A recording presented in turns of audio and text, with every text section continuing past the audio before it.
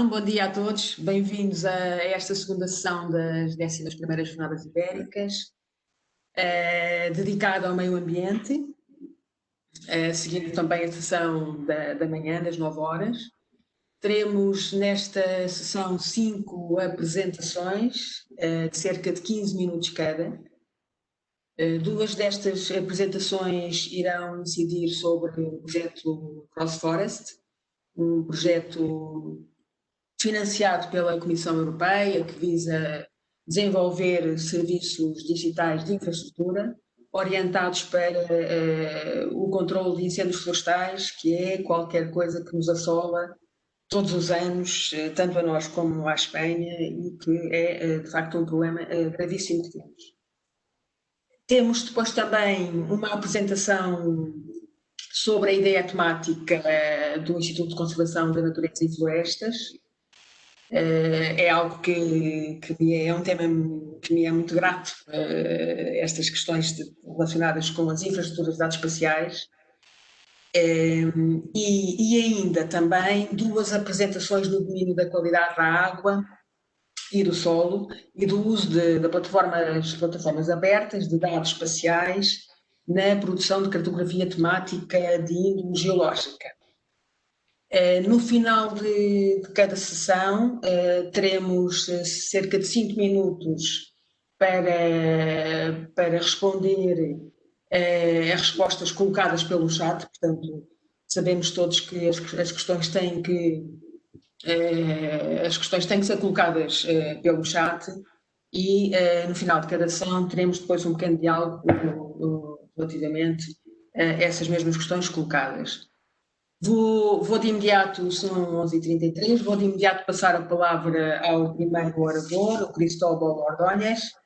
É técnico na Universidade de Valladolid, vai-nos fazer uma apresentação precisamente sobre o Cross Forest. Tem interesse, a sua área de interesse é a gestão e modelação de dados florestais. E eu passaria de imediato a palavra ao Cristóbal para apresentar a sua comunicação. Obrigada.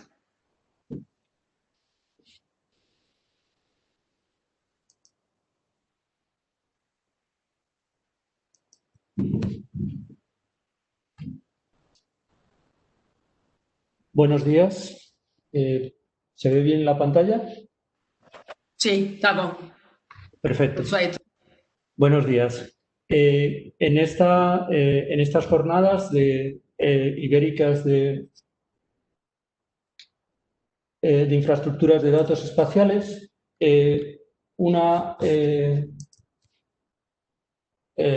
vamos a presentar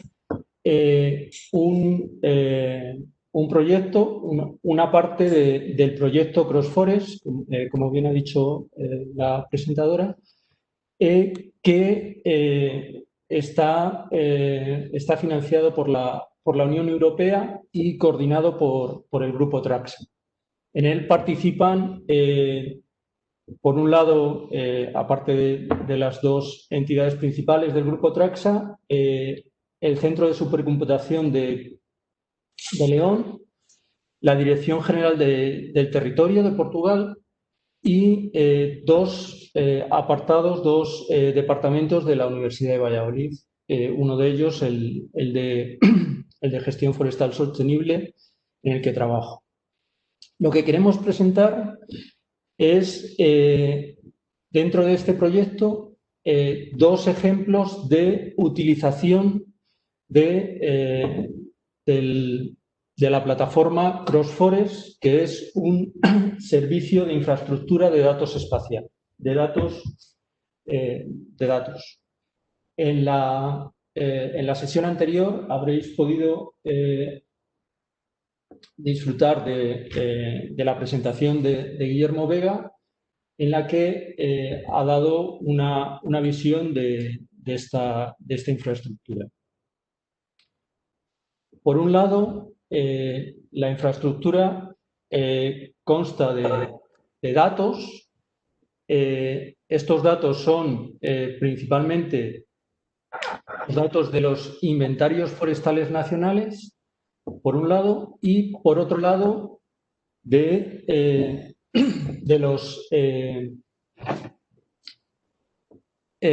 los mapas forestales, por lo cual está muy indicado en estas jornadas.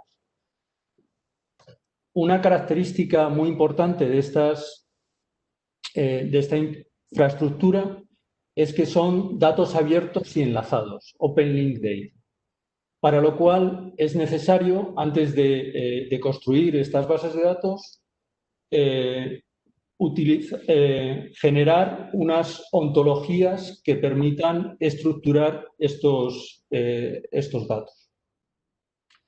Además, es muy importante la infraestructura en la que se van a alojar esos datos y con la que se van a consultar estos datos, y es por lo que en el proyecto participa Caléndula, el centro Skyle de supercomputación de León, de la Junta de Castilla y León, y vamos a contar, por un lado, esta infraestructura de datos y, por otro lado, los dos proyectos piloto, Frame y Cambric, que van a intentar demostrar cómo explotar esta infraestructura de datos. Como decía, la infraestructura de datos está compuesta por los datos de los inventarios forestales nacionales, tanto españoles como portugueses, y en cuanto a la cobertura de mapas, está el mapa forestal español, actualmente la segunda edición, pero también se incluirá la tercera edición del mapa forestal, y por el lado portugués se va a incluir la carta de usos de usos y ocupaciones del suelo. Aparte de estos datos principales, fundamentales para el proyecto, son otro tipo de datos abiertos que van a permitir la explotación de estos datos anteriores, como es una malla espacial y otras fuentes de datos como Wikipedia, Wikidata, que va a permitir relacionar los nombres de las especies, mapas del terreno, etc. Y la parte primaria y fundamental antes de generar estas bases de datos es la generación de estas ontologías que permiten la creación de las mismas.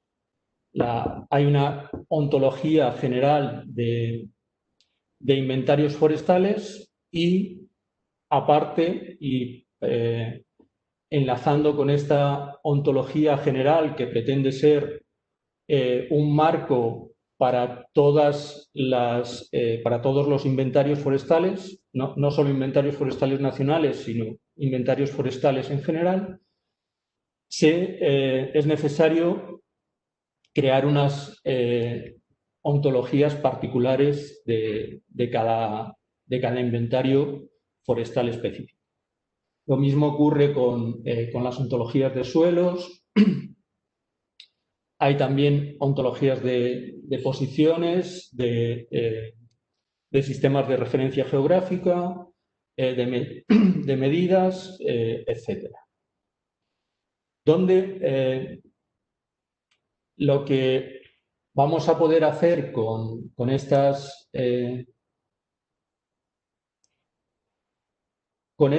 bases de datos va a ser generar la base de datos de triplas y En la presentación anterior, en la sesión 6, habéis podido ver el explorador forestal.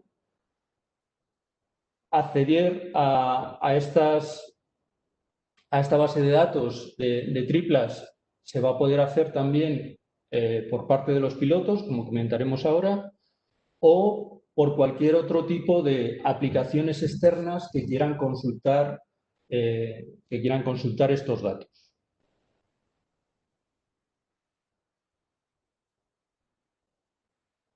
Vale, esta base de datos se aloja en un servidor del Centro de Supercomputación de León y tiene unas características que podemos ver en la diapositiva, en la que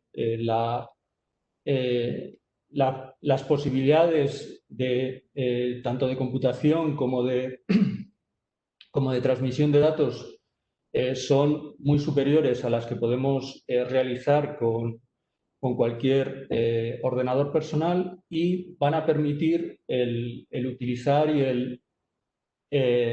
el acceder a la gran cantidad de datos que suponen bases de datos y mapas forestales a nivel nacional, incluso a nivel europeo.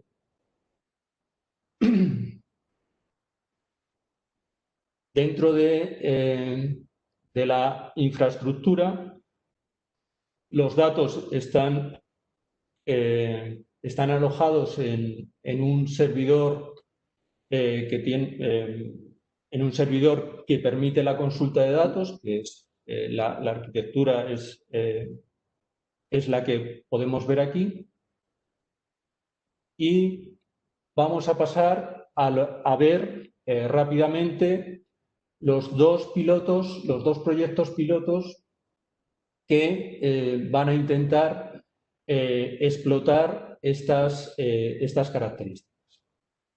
El primer proyecto piloto es el piloto Frame, que a lo que se dedica, lo que pretende es hacer simulaciones de incendios forestales. Y la herramienta lo que pretende es, a partir de datos terreno, hacer diferentes simulaciones partiendo de distintas condiciones terreno y condiciones ambientales. Lo que pretende es permitir en tiempo real la simulación de diferentes acciones para luchar contra el fuego y ver qué evolución va a tener el mismo.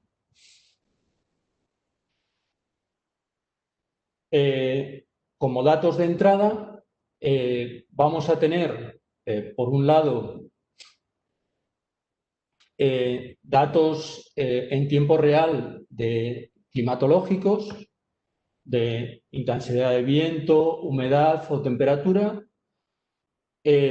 También son muy importantes datos topográficos que influyen de manera determinante en los incendios y datos que permiten clasificar el combustible de ese incendio, así como las infraestructuras que permiten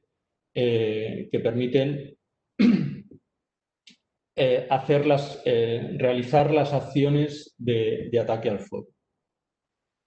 Con estos datos de entrada que vamos a poder recabar de la infraestructura de datos del proyecto,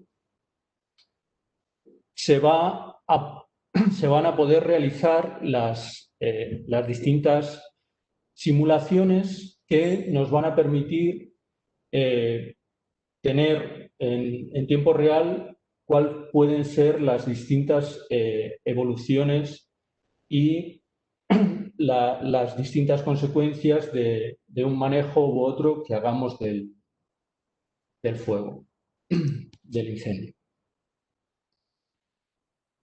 Por otro lado, el segundo proyecto piloto que tenemos es el piloto Cambric, que lo que va a hacer es simular distintos escenarios selvícolas que nos van a permitir tener mapas de calidad de madera en el territorio. Para ello nos hemos fijado en masas puras y mixtas de las principales especies forestales: pino silvestre, pináster, nigra, haya y distintos robles. Y lo que vamos a hacer es, con modelos de crecimiento y producción, simular distintas gestiones, distintos escenarios de gestión forestal que nos van a permitir tener distintas fotografías temporales de la calidad de madera que vamos a tener en el territorio. ¿Cómo va a funcionar este esquema? El flujo de este piloto será, en primer lugar, hacer una consulta a la infraestructura de datos espaciales de los datos de entrada, de los datos del mapa forestal, y con las parcelas del inventario forestal nacional para cada especie vamos a ver qué modelos de crecimiento y producción tenemos, y de los que no haya, de los que no tengamos disponibilidad en la literatura, se generarán los nuevos modelos necesarios para hacer las simulaciones. Todo esto se ejecutará en el simulador SIMAN4, en el que se van a simular las distintas los distintos escenarios de gestión, que serán un escenario pasivo en el que se simulará que no hay intervención humana, un escenario de baja intervención de selvicultura próxima a la naturaleza, en el que la intervención será muy baja, un escenario intermedio en el que se simularán objetivos múltiples, y unos dos escenarios de alta o muy alta rotación, en los que se simularán escenarios de silvicultura de producción. El último caso solo adecuado para pino pináster de gran productividad, que es lo que hay en Portugal y en Galicia, en la cornisa cantábrica.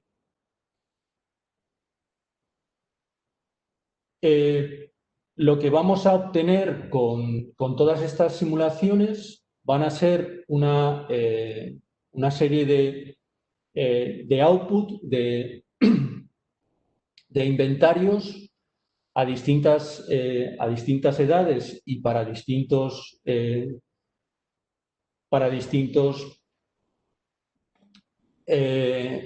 taxones de especies forestales o de mezcla de especies, y estos outputs serán vueltos a introducir al servidor de datos del proyecto.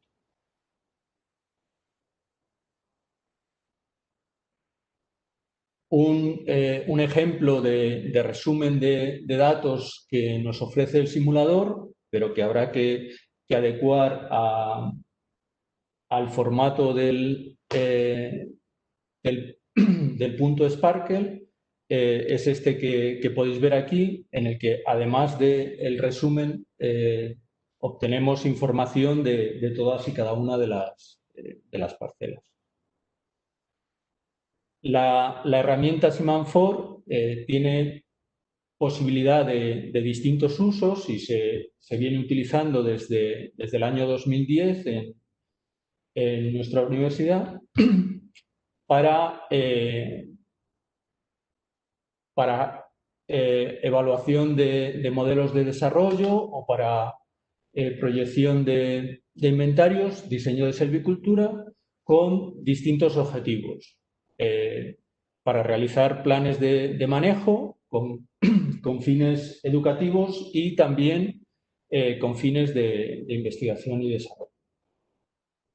Y lo que, con ayuda de este proyecto, lo que estamos implementando es una nueva versión de este simulador que tiene la ventaja de ser multiplataforma, se puede utilizar en cualquier tipo de dispositivo y está realizado con la tecnología Python.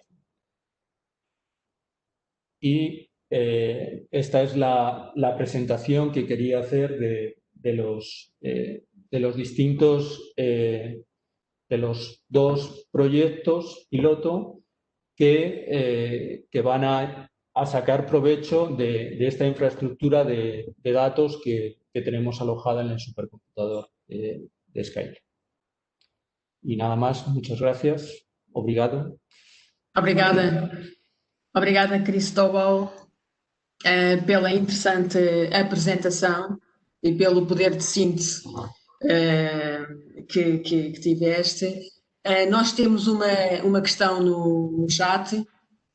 Pergunta-nos o Telmo Cascalheira se as plataformas estão ligados em tempo real aos bombeiros ou à proteção civil, de forma a que estas entidades possam colocar no local os meios apropriados para o combate aos fogos.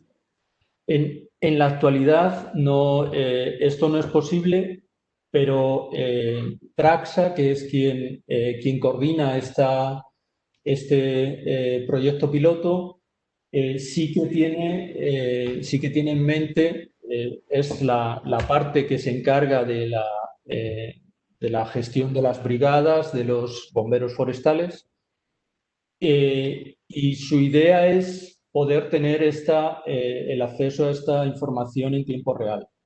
Pero eso es lo que se pretende en un futuro.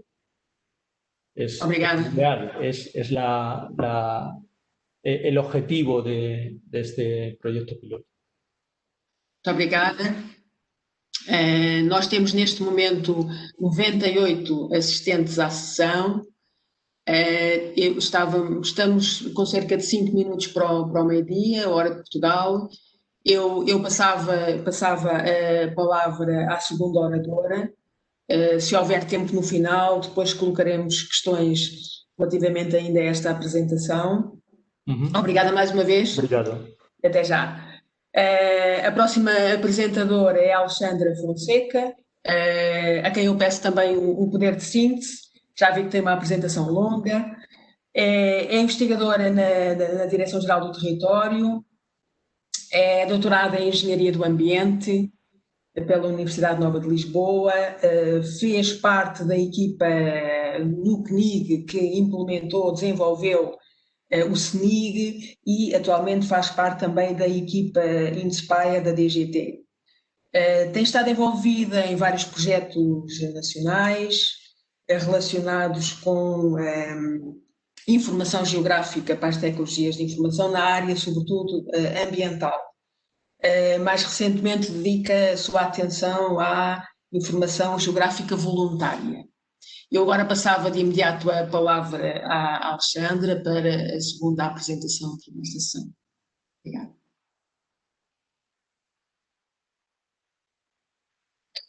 Muito obrigada, Ana. Estão-me a ouvir bem? Estamos sim. Vou então partilhar aqui o ecrã. Boa tarde a todos. Vou então dar início à minha apresentação. Eu vou poupar aqui alguns slides, uma vez que as duas apresentações anteriores foram focadas no Cross Forest e, portanto, consigo avançar um pouco mais aí.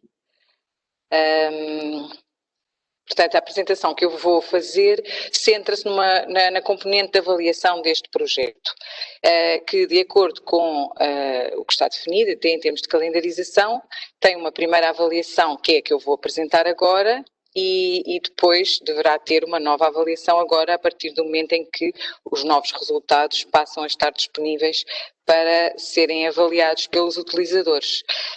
Aqui é só uma referência, como já foi referido anteriormente, não preciso estar a detalhar, mencionava apenas que, para além das entidades que participam no projeto, há o apoio tanto do Ministério para a Transição Ecológica e Eletrodemográfica e do ICNF em Portugal, e pronto, e trata-se de um projeto cofinanciado pelo CEF, pelo programa CEF. A estrutura da apresentação, portanto, para além de uma breve referência ao projeto, que não necessitarei de me alongar, uma vez que já foi apresentado, refere o background teórico em termos de avaliação que foi considerado na avaliação que foi feita já há alguns meses, que eu vou apresentar, a metodologia, estes resultados obtidos e, no fundo, o objetivo aqui é que, ao apresentarmos esta primeira avaliação, possamos também mobilizar a audiência para que venha a participar na avaliação que se realizará depois. Agora na fase mais avançada do projeto. Aqui era uma breve referência, não preciso me alongar, aos pilotos, ao objetivo de criar a Digital Service Infrastructure com os pilotos, fogos florestais e evolução da floresta e que já foi aqui referido anteriormente, e depois, claro, o que é que necessita das ontologias relativamente aos dados que vão ser disponibilizados em link de Open Data e a sua disponibilização num endpoint público que dará acesso aos dados do projeto e aos resultados dos modelos. Aqui a estrutura do projeto, o projeto apresenta 3 atividades técnicas, que são as relacionadas com os supercomputadores, com a recolha, organização e processamento da informação e a sua publicação, como já vimos aqui a apresentação do Forest Explorer, os pilotos, como acabámos de ver, e depois tem 3 atividades transversais, onde se inclui aquela em que esta apresentação se enquadra, a avaliação dos resultados. Em termos de avaliação, foi considerado como base para a organização da avaliação do Cross Forest, o que está as orientações desta ISO, a ISO de 25040, que dá orientações para a avaliação de sistemas e software, os requisitos, no fundo, para a avaliação de sistemas e software e de avaliação de qualidade, e, portanto, esteve na base, está aqui a indicação do esquema, na base do que nós organizamos para poder obter resultados de avaliação do projeto. Aqui temos o esquema onde esse background teórico foi aplicado ao projeto, e aqui é possível ver que temos então esta primeira fase, first phase, onde uma avaliação do que existia disponível, portanto isto foi realizado em março, há uns meses atrás, do que já existia em termos de framework e componentes do projeto, os desenvolvimentos já existentes também na altura para o Forest Explorer, e também a consideração de algum feedback que fomos obtendo das reuniões com o Advisory Board e outras reuniões com peritos que têm vindo a apoiar o projeto. Existirá depois então essa tal segunda fase, que será a partir de agora. Aliás, o site do projeto tem sempre em permanência disponíveis os questionários para que seja possível ir obtendo feedback dos utilizadores, mas é importante que haja mais resultados disponíveis no site, e é essa atualização que está a ser feita e que permitirá entrarmos nesta tal segunda fase de avaliação do projeto. Para a avaliação, tivemos que considerar dentro dos requisitos e qual o objetivo da avaliação, identificar que participantes é que gostaríamos que fossem envolvidos, quais elementos a avaliar e também qual o rigor da avaliação. Por outro lado, a consideração de que tipo de questões é que iríamos colocar e claro, esta avaliação, sendo uma primeira avaliação assim transversal, foi baseada em questionários, um questionário sobre o Cross Forest como um todo e outro questionário sobre o Forest Explorer, aliás que o Guilherme já teve a oportunidade de mostrar aqui alguns desses resultados de uma forma mais detalhada. E também uma informação importante tem a ver com indicadores relativos ao desenvolvimento dos pilotos. Naquela fase, esta primeira fase em que o projeto foi avaliado, não era possível ainda ter muita informação relativamente a esses indicadores, mas à medida que os pilotos vão sendo desenvolvidos, esse conjunto de informação pode também contribuir para a avaliação e pronto, a análise dos resultados que é o que iremos apresentar aqui para a primeira fase. Então, nesta primeira fase, foi feita uma reflexão sobre quais os perfis, que avaliadores é que gostaríamos de ter a contribuir para a avaliação do projeto, stakeholders, e estão aqui identificados tanto da administração pública, como do setor privado, como da academia e os cidadãos em geral. As componentes avaliadas e que foram refletidas nos questionários, não só foi, no fundo, a abordagem ao Cross Forest, uma ferramenta já disponível, o Forest Explorer e os pilotos. E no fundo, tratou-se de uma avaliação horizontal, qualitativa, com base nos questionários. Aqui, também de acordo com a metodologia de avaliação, tentámos perceber o que é que cada um dos tipos de avaliação, em que é que deveriam mais incidir. Pretende-se agora que na próxima avaliação já seja possível considerar as ontologias que foram desenvolvidas, a forma como os pilotos já estão a funcionar com o HPC, com os supercomputadores, o Forest Explorer que já passa a ter os dados dos dois países, que neste momento ainda não tem, e portanto é esse o nosso interesse, que já haja mais desenvolvimentos para serem avaliados agora na próxima avaliação. Aqui passo muito brevemente, por isso é que estes slides é apenas para mostrar a estrutura do questionário que está disponível no site, na webpage do Cross Forest, que tem informação, quer se pretende caracterizar o perfil do utilizador, por um lado, por outro lado, coloca questões relativamente ao framework e componentes do projeto e ainda sobre algumas outras questões relacionadas com, de resposta a algumas delas mais genéricas, relacionadas quer com aspectos relacionados com a harmonização de dados entre países ou mesmo quais as principais forças e fraquezas do projeto. No caso do Forest Explorer, temos também, mais uma vez, a caracterização do utilizador, as questões relativamente aos dados que o Forest Explorer disponibiliza, e depois foi utilizado o sistema de avaliação de usabilidade do SUS para compor um conjunto de questões em que os utilizadores podem dizer se concordam totalmente ou se discordam totalmente relativamente à usabilidade da ferramenta. E mais umas questões genéricas sobre o user profile. No caso então das respostas obtidas para o Cross Forest globalmente, para o projeto em si, os respondentes na sua maioria tinham conhecimentos quer em termos de open data, que era uma das questões que era colocada, também no domínio dos fogos florestais e também na gestão de dados florestais. Por outro lado, 60% das respondentes foram da administração pública e a outra também maior fatia foi da academia. São tanto utilizadores como produtores de dados e as respostas foram provenientes de Portugal e Espanha, cerca de 30 respostas, 16 de Espanha e 13 de Portugal. Relativamente às componentes, podemos verificar que o Forest Explorer, que era uma das ferramentas que já estava mais desenvolvida na altura, surge como aquela que foi considerada como mais relevante nesta primeira fase da avaliação. Depois, no fundo, a existência de uma plataforma que disponibiliza os dados de forma aberta foi considerada a seguir. E depois temos os pilotos que, estando eles em fases de desenvolvimento diferentes, pronto, têm também aqui resultados diferentes em relação à sua relevância. Relativamente aos... Tenho que tirar daqui.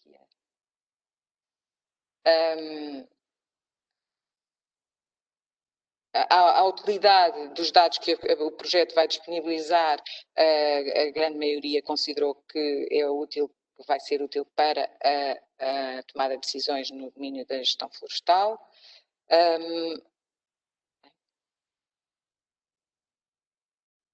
Agora estou aqui com um problema.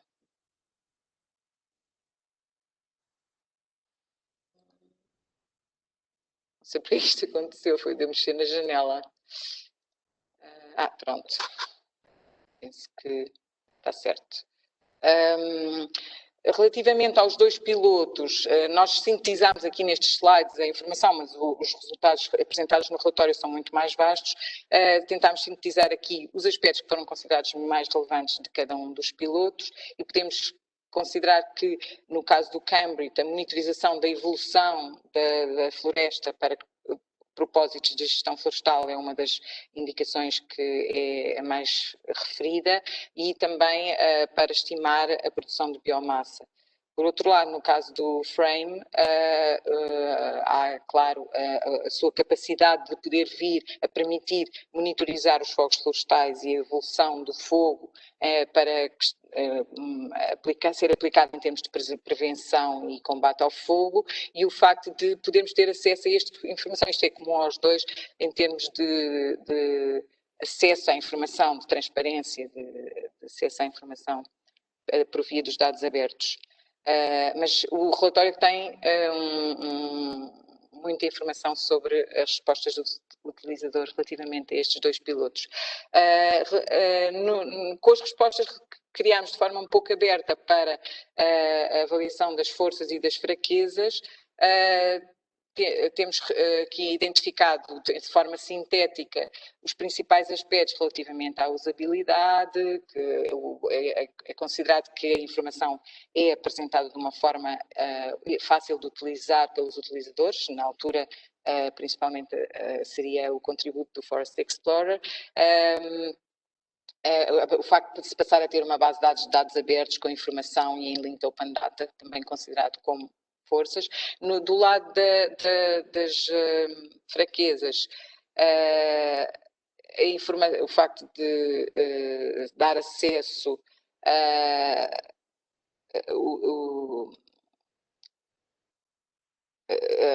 do lado das fraquezas, peço desculpa, está aqui isto outra vez, o facto de haver algumas diferenças entre os dados de Portugal e Espanha e, por outro lado, ser necessário harmonizar a informação dos dois países, que é um esforço que está a ser trabalhado no âmbito do projeto e das ontologias e de todo o trabalho que está a ser feito com os modelos.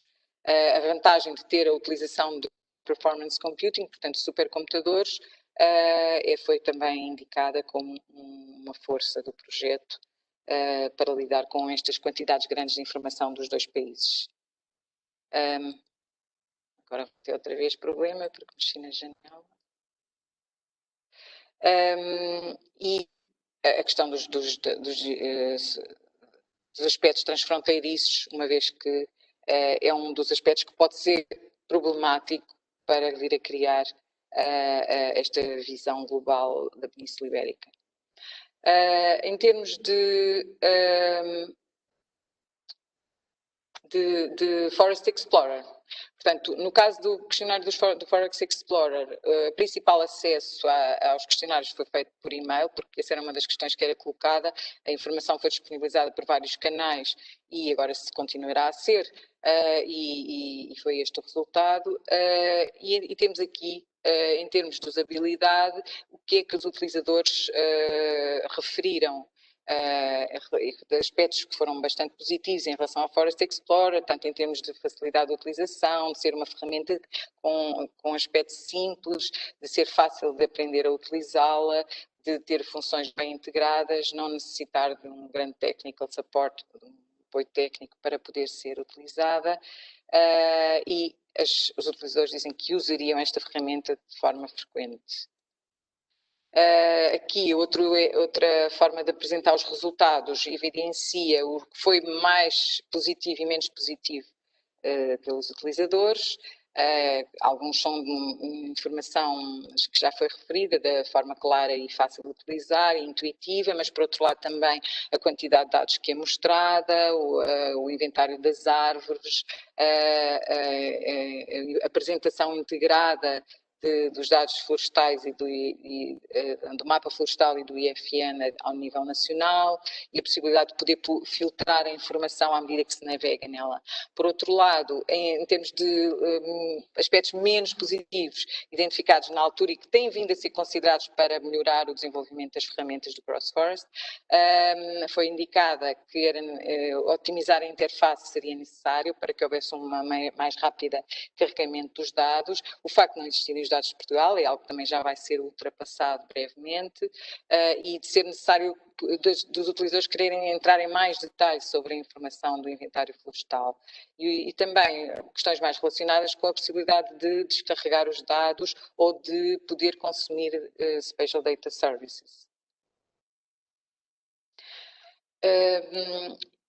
Uma outra componente da avaliação que foi considerada e que se tentou na altura considerar foi, no fundo, os tais indicadores associados ao desenvolvimento dos pilotos e que na altura para o Cambric não foi ainda necessário poder considerá-los no relatório, mas para o Frame foram considerados indicadores relativamente a estes aspectos, da extensão a considerar nos cenários, o paralelismo, ou seja, se houve várias simulações que foram realizadas para comparar a sua realização com utilizando High Performance Computing, e depois também, no fundo, indicadores que nos permitem identificar a redução do tempo nos cálculos quando comparado com a utilização do High Performance Computing.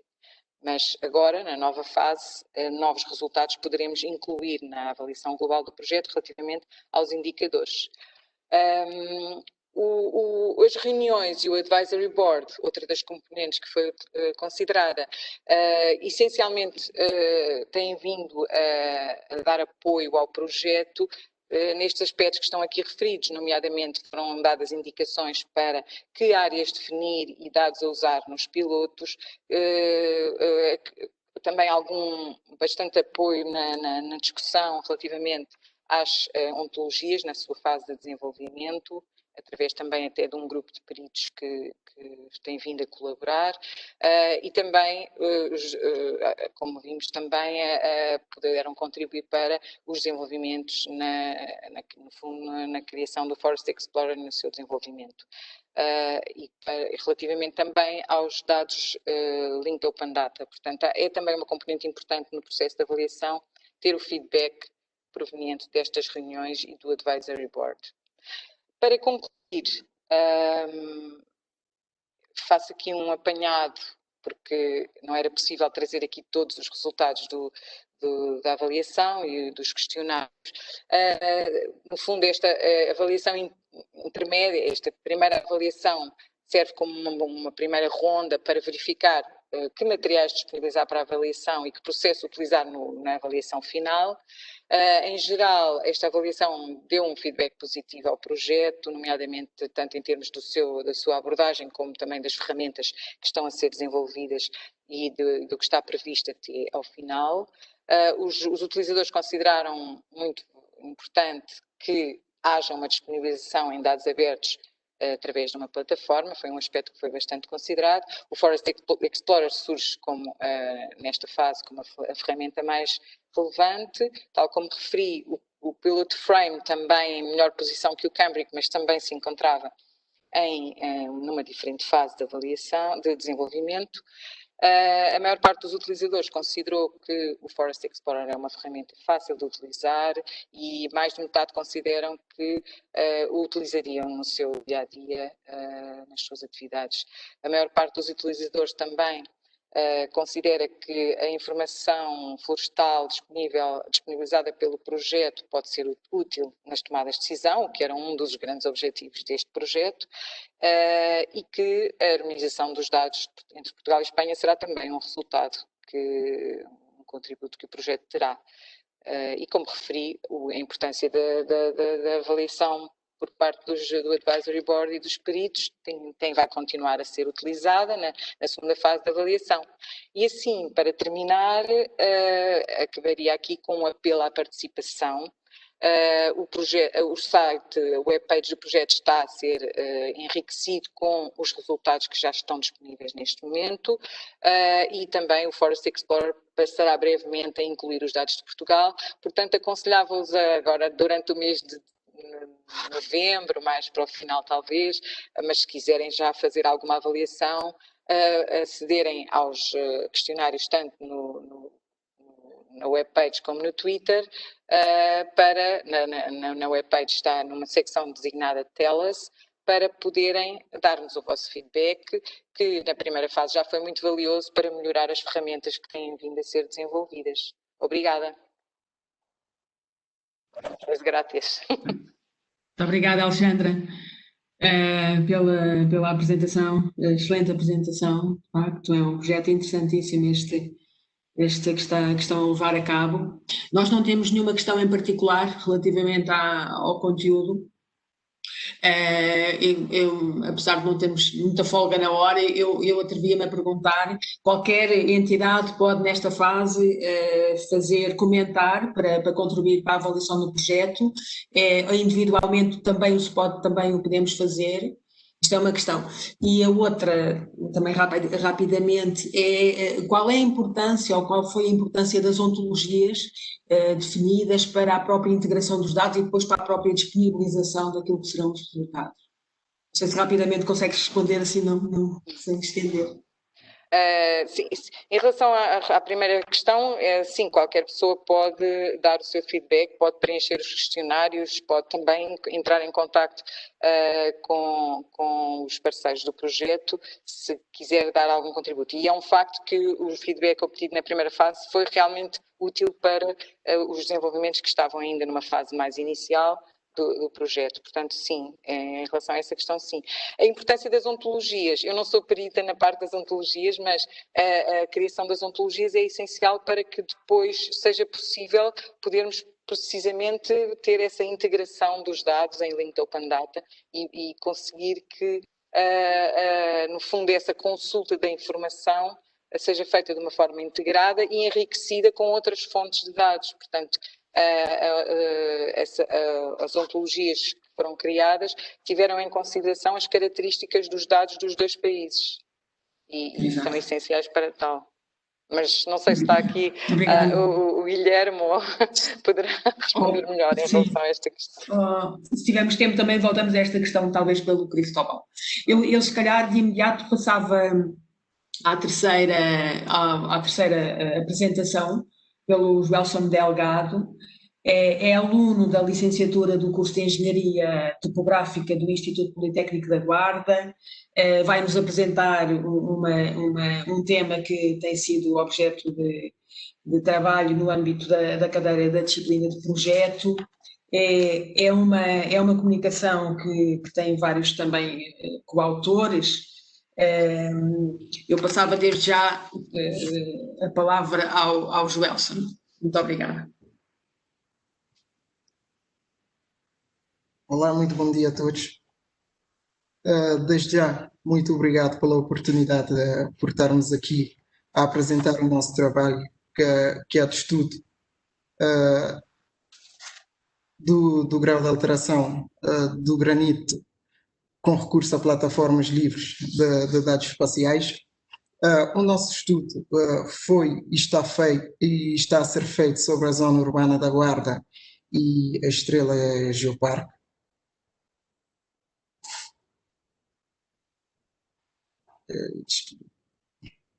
A apresentação do nosso trabalho será essencialmente dividida em 5 partes, onde começaremos por fazer um contexto de introdução. Em seguida, faremos uma breve apresentação das áreas de estudo. Depois, apresentaremos o módulo ou metodologia como foi desenvolvido o nosso trabalho. Apresentaremos resultados, tanto estatísticos como em carta. E, por fim, faremos então uma breve conclusão. A permanente reorganização do território exige, então, cartografia atualizada, e a atualização desta cartografia depende, então, das formas de obtenção de dados e das metodologias de aquisição. O que se vê notado é que a evolução e o uso intensivo dos SIGs têm contribuído para o desenvolvimento do mapeamento e a respectiva atualização. Esse nosso estudo vai debruçar-se sobre a cartografia geotécnica, em particular na classificação do grau de alteração do granito. Temos também como objetivo averiguar o potencial da funcionalidade Street View na elaboração da cartografia geotécnica.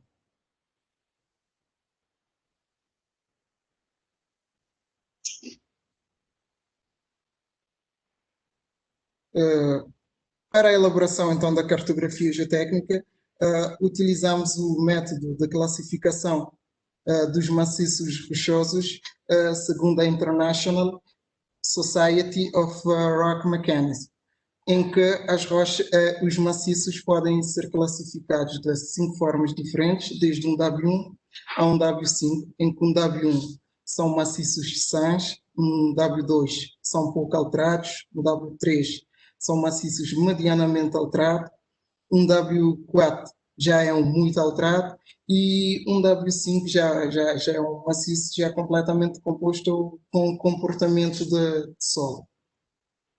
As nossas áreas de estudo serão, então, a zona urbana da Guarda e a estrela Geoparque.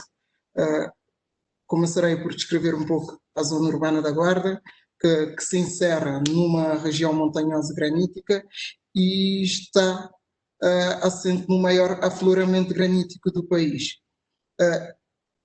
É claro que esse maciço já está fraturado e erodido, isso por culpa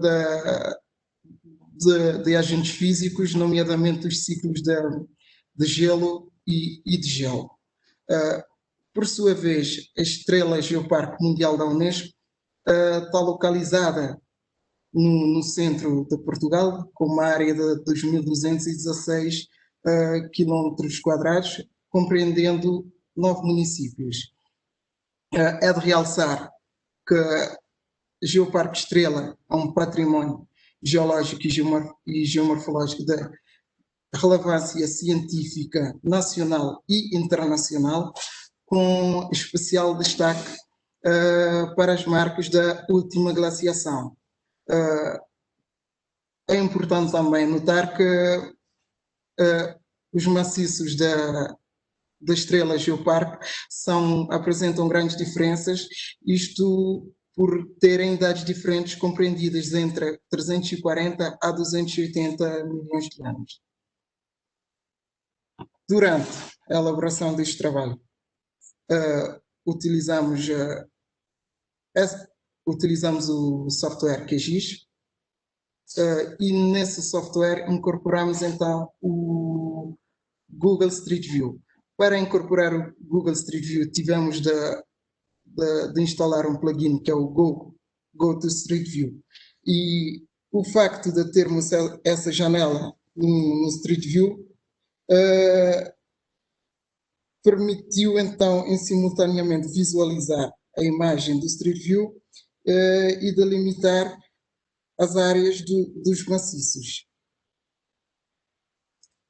Do lado esquerdo temos uma imagem que representa então a delimitação da zona urbana da Guarda, com a sua respectiva cobertura do Street View. do lado esquerdo para o lado direito, temos então, foi feita uma vetorização, onde delimitamos os maciços rochosos com o seu respectivo grau de alteração. Foi então criado também formulários de otimização no preenchimento dos atributos de dados. Esses atributos foram um ID, que era um número identificativo de cada maciço, o grau de alteração do granito, que variava desde um W1 a um W5. Criamos também uma checklist no grau de alteração do granito, isto para facilitar e impedir que houvesse erros de escrita. Também tem uma data de entrada e tem uma foto atual que será então um recorte feito no Street View. Após termos então as áreas delimitadas e com o respectivo grau de alteração, no QGIS fez-se uma conversão para polígonos e deste modo tivemos os polígonos com as suas respectivas classificações.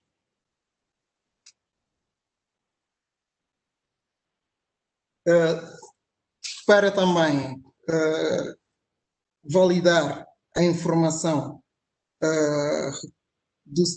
para validar a informação dos dados do Street View, fez-se também um trabalho de campo, ou seja, um trabalho in situ, em que validava-se em campo cada polígono e também fazia uma fotografia. Essa metodologia que foi utilizada então nos casos de estudo que se representam a seguir, chegamos aos seguintes resultados, tanto para a zona urbana da Guarda. Na zona urbana da Guarda, definimos então 513 polígonos. 5 desses polígonos foram classificados como um W1, 52 foram classificados como um W2, 68 dos polígonos foram classificados como um W3, 44 dos polígonos foram classificados como W4, sendo que 344 dos polígonos foram classificados como W5. Temos aqui dois gráficos, em que o gráfico à esquerda então representa a distribuição da classificação dos 513 polígonos, como podem ver, e do lado direito então teremos uma comparação entre os dois estudos, o estudo feito no Google Street, no Street View e no in situ, em que podemos ver que alguns polígonos foram reclassificados. Dessas alterações, tivemos então 17 alterações, mas sempre alterações de um grau, quase sempre de um grau classificativo, nunca apresentando grandes diferenças, com exceção de dois casos em que tivemos um de W3 para W5 e um de W4 para W2. É de se notar também que o cruzamento destes dados com outros permite então a elaboração de mapas com relevância. Como, por exemplo, aqui apresentamos uma carta de risco. Esta carta de risco derivou do cruzamento do declive com o grau de alteração do granito, onde, por exemplo, um sítio onde haja uma grande alteração do granito e com um grande declive, certamente terá grandes possibilidades de deslizamento de terras, de derrocadas, e foi classificado como um 4, ou seja, as zonas mais avermelhadas, sendo que as zonas planas foram classificadas como perigosidade zero. Segue-se então a apresentação de resultados da Geoparque Estrela, em que a primeira grande observação que chegamos é a diferença da cobertura entre a zona urbana entre a zona urbana com zonas rurais ou zonas mais naturais, e que limita um pouco o trabalho. Até o momento, porque é um trabalho que está a ser desenvolvido, então até o momento foi esta área coberta, em que foram delimitados 339 polígonos, como está feita a sua distribuição na primeira tabela, e na segunda tabela a comparação com o in situ, do Street View com o in situ. E como no caso anterior, não houve grandes diferenças. Tivemos então, até o momento, 3 alterações entre o in situ com as do Street View. De se notar também que 89-90% das análises feitas do Street View correspondem in situ. Como conclusões, podemos dizer que o Street View pode ser uma base de informação geográfica para a elaboração da cartografia geotécnica, e que, apesar de eventuais limitações da cobertura, permite uma recolha rápida da informação. A observação das imagens pode revelar detalhes importantes para a cartografia geológica e geotécnica, e uma parte bem interessante também é que se analisarmos diferentes coberturas de anos diferentes, podemos também fazer uma avaliação temporal. E por fim, pode-se dizer que é um excelente complemento à cartografia geológica existente e apresenta um contributo relevante na sua atualização. Agradeço pela vossa atenção. Obrigado. Muito obrigado, Joelson, pela excelente apresentação e interessante apresentação. De facto, a utilização de dados de plataforma aberta para o uso para fins de cartografia temática. Nós temos uma pergunta no chat, que foi-nos colocada pela Carla Martins, que pergunta se para o desenvolvimento do trabalho foi feita alguma amostragem para validação em campo.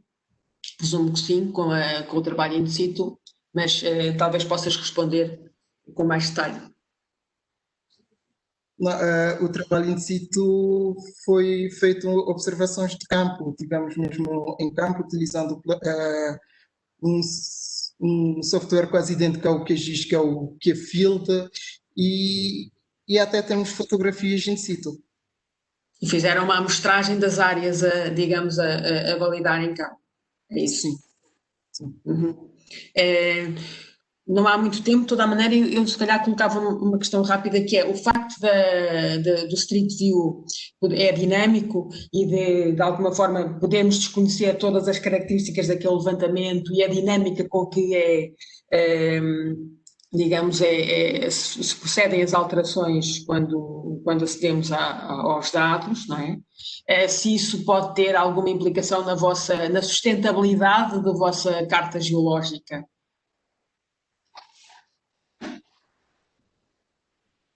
Sim, mas não deixa de ser um complemento à cartografia existente. Certo, vem como um complemento, sim, de facto. Um complemento.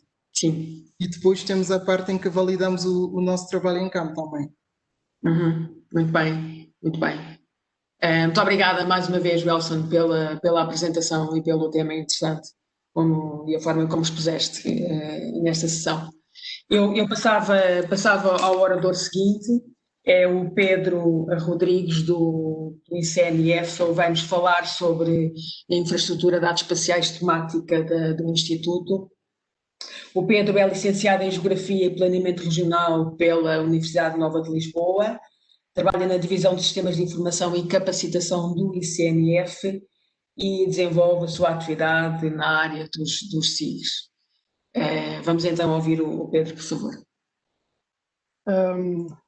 Bom dia. Bom dia.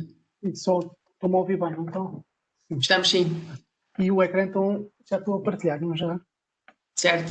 Ok. Então vamos dar início. Antes de mais, queria dar os parabéns aos organizadores por estarem a realizar este evento neste contexto difícil, não é? Cumprimentar os restantes oradores e os participantes desta sessão. Aqui o meu nome é Pedro Rodrigues, estou a dar a cara por uma equipa que trabalha todos os dias nesta infraestrutura, no SIG do ICNF. Tenho aqui os meus colegas Teresa Pimenta e Pedro Monteiro e os meus superiores José Uva e Luís Ingraça. Então o tema, como já foi dito, é a infraestrutura de dados espaciais da conservação da natureza e das florestas, informação geográfica de referência ao serviço da comunidade. Antes de iniciar, queria fazer uma pequena introdução e dizer que o ICNF está a implementar uma nova estratégia de transformação digital com aposta nas tecnologias de informação e está a dar um grande ênfase à política de dados abertos. E também dizer que esta infraestrutura é um processo que está em desenvolvimento contínuo e que este é o momento atual, não é? Este é o estado atual da infraestrutura, mas que poderá evoluir para evoluir de diferente modo. Então, o que é a infraestrutura de dados espaciais da conservação da natureza e das florestas? É um conjunto organizado e articulado dos recursos de informação geográfica do ICNF, desde repositórios de dados, sistemas e aplicações, que incluem, logicamente, o geocatálogo e os georrubos. Não é mais do que o fluxo de toda a informação geográfica, desde a produção cartográfica até à disponibilização e publicação dos dados, sendo que os georrubos e o geocatálogo são os interfaces visíveis para o público, para os dados abertos. Então, o geocatálogo é a componente catálogo, é um catálogo simplificado para os dados abertos, onde é possível descarregar, visualizar os serviços geográficos e metadados. Relativamente aos georrubos, é a componente WebSig, onde é possível interagir com os dados em mapa. Então, as funções do geocatálogo será o acesso livre à informação geográfica de referência, da conservação da natureza e das florestas.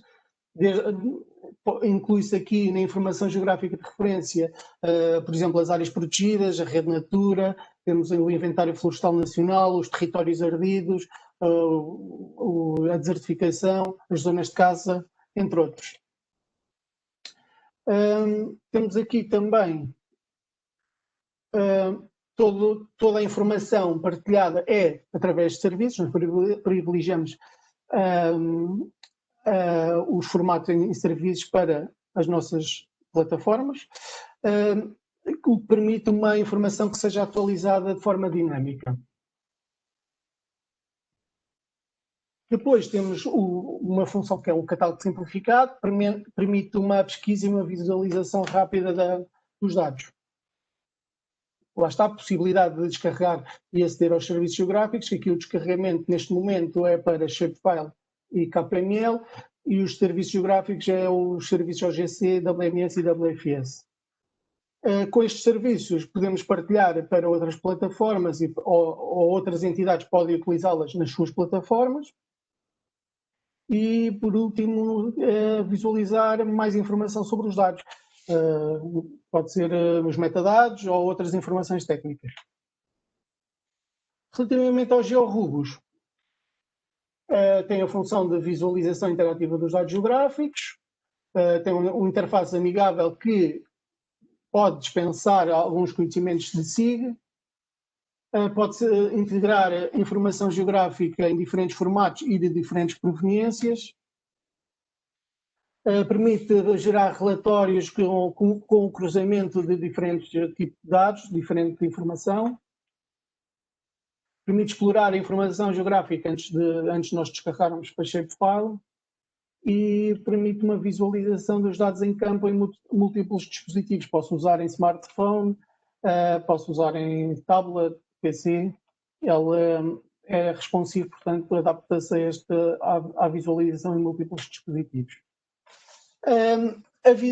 O aspecto da componente pública da IDE de conservação da natureza e das florestas é este. Ao centro temos a página inicial.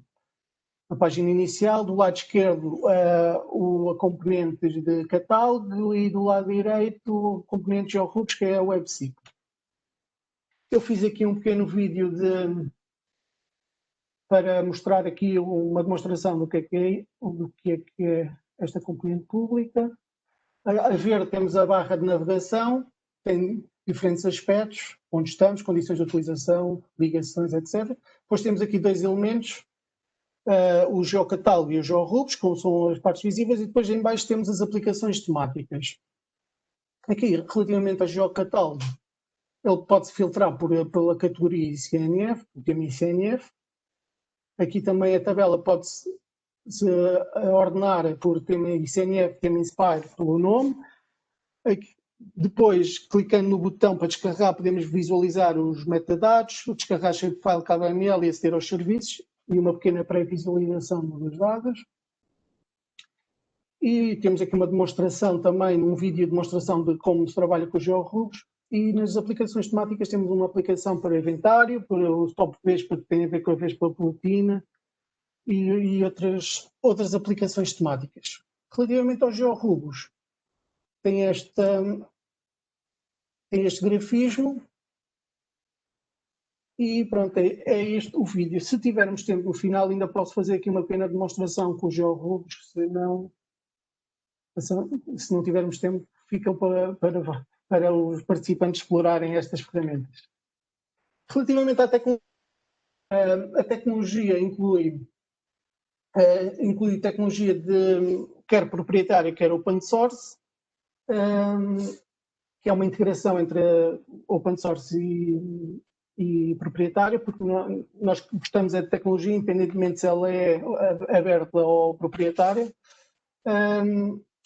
Arrumando-a por categoria, temos em baixo o software de referência do ICNF é o QGIS. Para projetos ou processos específicos temos o ArcMap e o ArcGIS Pro. Para a produção e edição de metadados temos o GEMA do Governo Regional dos Açores. Para a produção de aplicações temos o Web App Builder for ArcGIS e para formulários temos o Survey 123. Relativamente a bases de dados, temos o PostgreSQL com a sua extensão PostGIS, que é a base de dados onde estão a maior parte dos dados do ICNF. Depois temos um nicho para os fogos rurais que está no SQL Server. E relativamente aos serviços geográficos, temos GeoServer, ArcGIS Server e o Nginx para o Reverse Proxy. Nas aplicações temos o Portal for ArcGIS, onde estão alojadas as aplicações feitas no Web App Builder. Temos o OpenLayer, que é aquela pré-visualização dos dados no geocatálogo, e temos aqui a framework Bootstrap, que foi a framework que foi utilizada para desenvolver a página inicial e o geocatálogo. Relativamente à arquitetura, lendo do lado esquerdo para o lado direito, temos primeiro a produção cartográfica, temos os técnicos que produzem informação geográfica nos softwares ou nas aplicações específicas para determinado processo, têm em conta as normas de produção cartográfica que o ICNF desenhou, rotulam uma política de partilha de dados para esses conjuntos de dados geográficos e preenchem os metadados. Por sua vez, estes dados estão alojados, como foi dito anteriormente, numa base de dados geográfica do ICNF, que é o PostgreSQL, e depois há um nicho para o SQL, que é para os fogos rurais. Estes dados que estão alojados nestas bases de dados são feitos os serviços no GeoServer e no ArcGIS Server. Aqui a coexistência dos dois servidores de mapas tem a ver também, por um lado, o balanceamento dos pedidos para não estarmos a sobrecarregar no servidor de mapas, por outro lado, os serviços GeoServer vão alimentar mais o geocatálogo e os serviços OGC, e os serviços do ArcGIS Server vão alimentar as aplicações geográficas através dos seus serviços REST. Depois, à frente disto, temos o Reverse Proxy, que basicamente recebe os pedidos da internet e reencaminha-os para a rede interna, para os servidores. E depois temos o público que consome esta informação toda. Por outro lado, temos ali o caminho dos metadados, que estão alojados num servidor de metadados. Há uma sincronização periódica com o SNID e que, por sua vez, o SNID, nós fizemos uma forma de alimentar o geocatálogo na parte dos metadados. Aqui uns números sobre a infraestrutura, sobre esta arquitetura. Então, temos 2 servidores de base de dados, 2 servidores de mapas, 2 servidores aplicacionais, um servidor reverse proxy, 91 dados geográficos que estão no geocatálogo e no georubos e 7 aplicações temáticas. Relativamente aqui a algumas estatísticas da participação até ao momento do público nestas ferramentas, temos desde 1 de janeiro, temos 11.081 utilizadores, 18.441 sessões e 30.784 visualizações de página. Relativamente aos georubos, que é a componente WebSig, temos 2.775 utilizadores, 4.500 sessões e cerca de 6.000 visualizações de páginas. A dispersão geográfica destas visualizações e destes utilizadores é um pouco por todo o mundo, mas com uma grande ênfase em Portugal. 90% destes utilizadores são portugueses e depois 2,25% espanhóis e depois pouca participação, mas é um bocadinho por todo o mundo que nos visitam. Como é que foi possível chegar até aqui? Então, percorrer aqui um bocadinho, andar para trás e ver como é que foi possível chegar aqui. Houve uma compilação e sistematização da informação geográfica do ICNF, houve um trabalho de centralização da informação que estava dispersa em diferentes dispositivos, diferentes servidores, diferentes computadores, houve um trabalho de recolha, de harmonização da informação e de disponibilização desta informação. Depois houve a participação nos trabalhos relativos à diretiva Inspire, que teve uma importância muito grande na componente de metadados. O portal IGEO, que impulsionou a partilha de serviços geográficos. E o projeto SNIMAR quase que serviu como piloto para nós fazermos esta infraestrutura de dados geográficos, a partir do nicho de dados marinhos, e que permitiu compilar, sistematizar e disponibilizar essa informação. Outros projetos com outras entidades que valoriza a experiência e a partilha de conhecimentos, a exploração das tecnologias utilizadas, que permite a automatização de processos da informação geográfica e configurar um único repositório que se liga a estes recursos todos. Relativamente ao futuro, queremos um sistema cada vez mais robusto. Como é que esta robustez vai ser dada com mais dados, através da desmaterialização de processos e integração dos SIGs nesses processos. A melhor qualidade da informação através da informação mais harmonizada, centralizada e integrada. E uma automatização também da validação desta informação, para termos melhor qualidade da informação. Ao mesmo tempo, vamos monitorizando e avaliando o sistema para ele se adaptar a novas necessidades, existindo também uma reapreciação do contexto, uma redefinição do sistema e, eventualmente, uma interoperabilidade com outras entidades e através de outros projetos. Aqui temos também desenvolvimento de novas aplicações temáticas. Posso referir que está na calha brevemente uma nova aplicação sobre a visualização e disponibilização de dados LIDAR para 7 territórios piloto e brevemente vai estar disponível no geocatálogo. Aprovação e implementação das normas internas para produção de informação geográfica, formação e capacitação dos técnicos do ICNF. Através do desenvolvimento de ferramentas de partilha de conhecimento. Neste aspecto, estamos a desenvolver também uma equipa Teams interna para a partilha de conhecimento dos técnicos SIG e das pessoas que se interessam por sistemas de informação geográfica. E vamos desenvolver também uns webinars internos para a partilha de conhecimento. E pronto, é isto que eu tinha para dizer. Não sei se ainda tenho tempo, podia fazer uma demonstração sobre... Creio que não, Pedro, que é que estamos mesmo, estamos a 9 minutos ou 10 minutos, ainda temos uma apresentação. Então, Está disponível, certamente que todos os participantes terão muita curiosidade ok. em investigar a vossa infraestrutura. De facto, é um trabalho notável. Muitos parabéns pelo trabalho que fizeram com a implementação desta IDE, que deve ter impacto tremendo tanto nos utilizadores dos vossos dados como internamente nos vossos processos de trabalho, certamente que sim. É um guião quase que nos apresentaram e eu falo por mim, pelo INE também, é quase um guião daquilo que serão os passos de implementação de uma ideia temática por uma organização semelhante à nossa. Se tivermos tempo, eventualmente voltamos, mas eu daria, obrigada mais uma vez, Pedro, obrigada, e à equipa também. Eu daria a palavra, eu creio que é a Teresa Albuquerque que estará irá apresentar em vez do Dias Gonçalves, creio que é isso, certo? Não, eu não tenho nada a ver com Dias Gonçalves, não, mas sou a Teresa Albuquerque, sim. Ok. É que nós temos a última apresentação, seria... Dias Gonçalves, peço desculpa, o primeiro autor, sim, mas fui sempre eu que estava prevista para apresentar.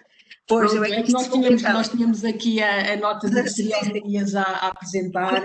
Não, sou eu. Okay. Então, eu passo só a dar aqui uma nota. A Teresa é professora no Departamento de Engenharia Civil da Escola Superior de Tecnologia do Instituto Politécnico de Castelo Branco. É investigadora na área da análise de dados e da modelação estocástica aplicada ao ambiente e aos georrecursos, tem participado e tem efetuado várias publicações e tem participado em vários projetos de âmbito nacional e europeu, sendo membro da International Association Mathematical Social Science. Eu daria já a palavra então à Teresa, daria o seu poder de síntese para que não resvalássemos muito no nosso tempo final. Muito obrigada. Claro que sim, eu não sei se já agora dizer que o tema da apresentação será a qualidade da água e dos solos na Ilha de Santiago, no arquipélago de Cabo Verde. Na verdade, os solos. Okay. Pronto, eu vou tentar ser sintética. Na realidade, este foi um desafio muito interessante que se engloba na tese de doutoramento do Nemias, em que se tentou aplicar uma metodologia que de facto não é espacial, que é a análise linear discriminante, mas que nos permitiu levantar uma hipótese acerca da qualidade, nomeadamente da água subterrânea, e tentar perceber até que ponto, utilizando um método como a análise discriminante, se poderia ou não perceber, digamos, a tipologia de águas subterrâneas na ilha de Santiago, em Cabo Verde. Vou fazer um breve enquadramento da região, também referir qual é a problemática mais importante a referir no que concerne à qualidade da água e também ao sistema de distribuição de águas nesta ilha de Cabo Verde. Depois, como é que a análise discriminante foi importante para tentar perceber a distribuição das águas subterrâneas nesta ilha, uma vez como penso que é do conhecimento geral, Cabo Verde tem grandes problemas em termos de abastecimento de água. Pronto, então, passando ao primeiro... Isto não estou a conseguir passar os... Pronto, começando então pela questão da localização, portanto o arquipélago de Cabo Verde eu penso que toda a gente conhece, localiza-se na costa oeste africana e caracteriza-se por ter um regime de chuvas torrenciais com uma distribuição da precipitação muito irregular, com períodos de seca muito prolongados, apresentando um clima árido onde normalmente existem duas únicas estações, a estação das chuvas e a estação seca, em que de facto a estação das chuvas para além de ser escassa, raramente consegue resolver os problemas da falta de água, porque quando chove é em regime torrencial, o que não permite que haja infiltração suficiente para a recarga dos sistemas aquíferos subterrâneos e daí existirem sérios problemas de água. Associado a isto, temos também atividades muito ligadas ao setor primário, portanto eminentemente agrícola, com recurso a pesticidas, por exemplo, o que torna toda esta questão de perceber não só, digamos, a capacidade que existe em termos de águas subterrâneas, em termos de reservas, se quiserem, mas também a necessidade de perceber a sua qualidade. Pronto. Como podem ver aqui, principalmente nas fotografias, os métodos de recolha e muitas vezes de tratamento das águas são claramente primitivos. E é importante também referir que, do ponto de vista demográfico, tem existido uma tendência de crescimento, o que obviamente traz problemas acrescidos no que respeita à distribuição e à procura de água potável, e que unicamente 54% da população desta ilha é que é abastecida pela rede de distribuição pública de águas. 24% da população vai abastecer-se a poços, a fontes, a tanques de distribuição, em que muitas vezes a água não é sequer potável.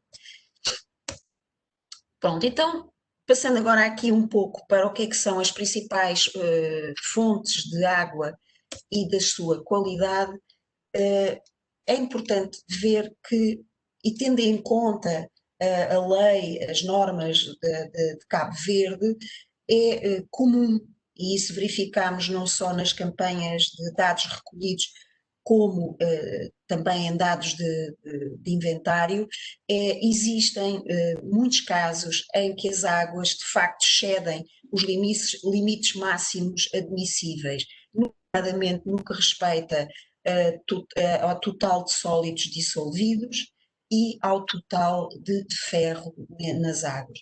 Portanto, só para terem uma ideia, eu calculo que não será propriamente a vossa área, esta totalidade de sólidos dissolvidos é sempre um indicador de poluição. Portanto, e muitas vezes as águas apresentam valores que estão acima daquilo que é o admissível.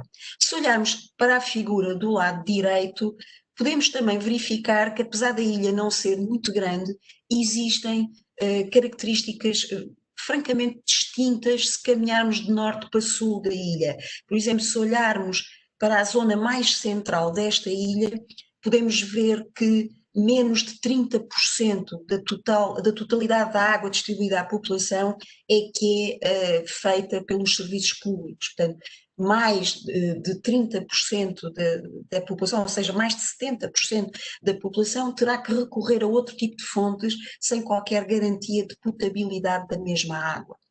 É importante também, eu aqui, porque também tinha pouco tempo, não faz talvez muito sentido falar da geologia, mas só muito genericamente e para entenderem, litologicamente, esta ilha é muito diversa, portanto, desde apresentar zonas mais calcárias, outras mais sedimentares, e isto significa o quê? Significa que é admissível colocar a hipótese que na verdade não exista um sistema de águas subterrâneos homogéneo, mas eventualmente vários tipos de sistemas de abastecimento diferentes, de caso para caso. Não é muito fácil passar os slides. Pronto. Então, o que é que se tentou fazer? Nesta primeira fase aqui vocês têm o mapa geológico, portanto, e conseguem ver pelas cores, mesmo sem ter grande preocupação naquilo que significa, mas podem ver que há uma grande diversidade, desde rochas vulcânicas a rochas calcárias, por exemplo, que são sedimentares. Então, precisamente para tentar perceber até que ponto a água subterrânea poderá vir a ser controlada pela existência de não um único sistema, mas mais do que um, fez-se uma recolha de águas tentando cobrir diferentes litologias, diferentes usos de solo, diferentes proximidades à linha de costa, portanto é importante perceber que estamos numa ilha, não é?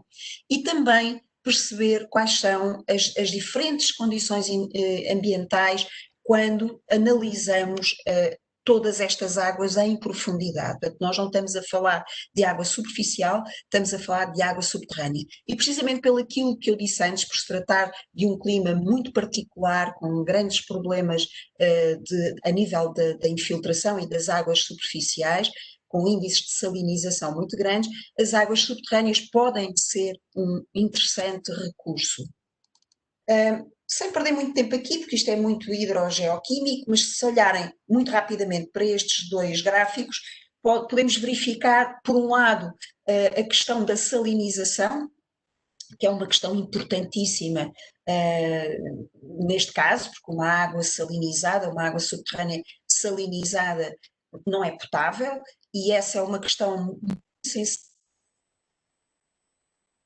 Há muita seca, há tendência para sobre-extrair a água. Ora, sobre-extrair a água de um aquífero provoca a sua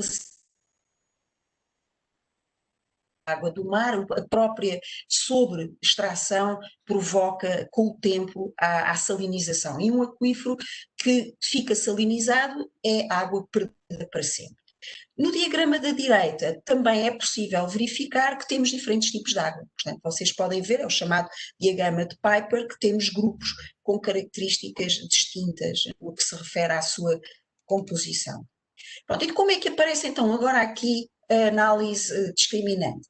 A análise discriminante surge para nos tentar responder a duas questões, que são a nossa hipótese. Por um lado, é ou não possível estabelecer padrões diferentes de água, tanto à superfície como em profundidade, ou seja, poderemos considerar que, em vez de termos somente um aquífero, poderemos ter, por exemplo, a sobreposição de vários aquíferos e poderemos admitir, por exemplo, que há poços que estão a recolher água a níveis mais profundos e outros a níveis mais superficiais, não porque o aquífero varia lateralmente, mas porque na verdade corresponde a aquíferos distintos. Ou seja, como vocês podem ler, poderemos ou não considerar a hipótese de ter um aquífero ou um sistema aquífero em várias camadas, em multi-layered em inglês. E, na verdade, esta análise foi usada para tentar responder a esta grande questão, funcionando, na verdade, como uma metodologia supervisionada de reconhecimento de padrões. Pronto, então, obviamente, como é suposto neste tipo de análise, é necessário começar por pré-classificar as amostras. E então fizemos-lo de uma forma cega. E resolvemos considerar dois tipos de águas, ou dois tipos de aquífero. Consideramos que teríamos um aquífero que chamamos superficial até 100 metros de profundidade, e chamamos a este o grupo 1, e depois consideramos que haveria um segundo aquífero com outras características, a que chamamos águas profundas, e que seriam aquíferos que se encontrariam a mais de 100 metros. E esta foi a nossa classificação prévia. E o que é que nós verificamos? Se olharmos aqui para a representação dos eixos, conseguimos ver que, de facto, a profundidade está muito ligada à concentração de sulfato e que, na realidade, todos os outros elementos aparecem juntos e com grande afinidade. E mais, conseguimos perceber que é no grupo 2 aquele que tem maior profundidade, ou que nós partimos do princípio, ou levantámos a hipótese que poderia corresponder a uma camada mais profunda, é aquele que aparece ligado a grandes conteúdos de sulfato, que estão muito ligados, por exemplo, à poluição provocada pela agricultura.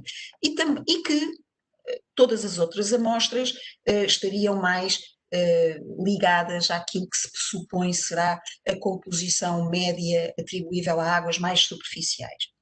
Mas também é importante perceber que quando olhamos para a matriz de confusão, há amostras que são, que são reclassificadas.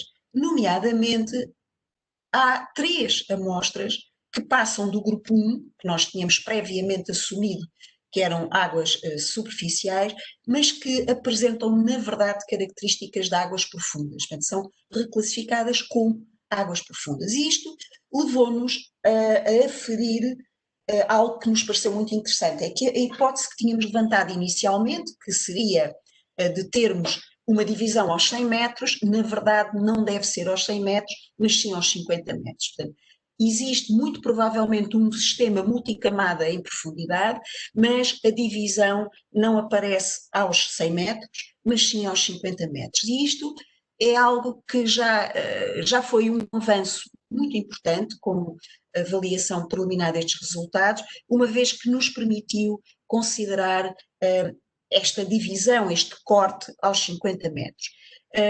Outra coisa interessante é perceber que, de facto, este estudo nos permite identificar aquilo que pode ser um sistema aquífero multicamada. É muito comum este tipo de aquíferos noutras regiões do globo, com afinidades, digamos, hidrogeológicas semelhantes à ilha que estamos a estudar, e que esperamos, com novas campanhas, vir a ter um detalhe ainda maior que possa vir a ser uma ferramenta importante para as localidades, para as agências locais responsáveis poderem otimizar a gestão da água e a sua distribuição às populações. E penso que fui rápida, é o que tenho para vos apresentar. Obrigada pela vossa atenção. Muito obrigada, Teresa. Muito obrigada, interessante apresentação. De facto, este problema que Cabo Verde enfrenta, certamente não é unicamente na ilha de Santiago, é transversal às restantes ilhas.